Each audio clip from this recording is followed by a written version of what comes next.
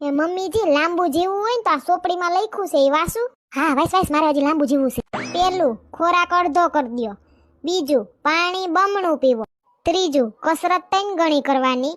ચોથું દાંત 4 ગણા કાઢવાના એટલે કે હસવાનું એમ. આ 32 પાડી નથી દેવાની હો.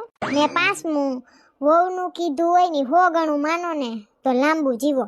બાકી બધુંય તો બરાબર છે. સેલા વાક્યમાં તમે જરીક હકું ડકું કરો કા. સેલું વાક્યમાં લખેલું હતું કે ત્યાં સોટાડી દીધું તારા મોઢેથી? હાલો મમ્મીજી રસોઈનો ટાઈમ થઈ ગયો.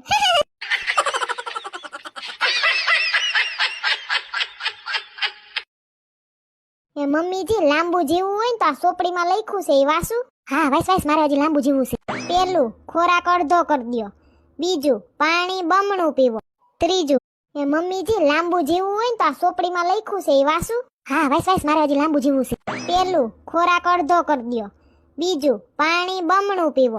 ત્રીજું કસરત 3 ગણી કરવાની. ચોથું દાંત 4 ગણા કાઢવાના એટલે કે હસવાનું એમ. આ 32 પાડી નથી દેવાની હો. ને પાંચમું વહુનું કીધું હોય ને 100 ગણું માનો ને તો લાંબુ જીવો. બાકી બધુંય તો બરાબર છે. સેલા વાક્યમાં તમે જરીક હકું ડકું કરો કા. સેલું વાક્યમાં લખેલું હતું કે ત્યાં સોટાડી દીધું તારા મોઢેથી? હાલો મમ્મીજી રસોઈનો ટાઈમ થઈ ગયો.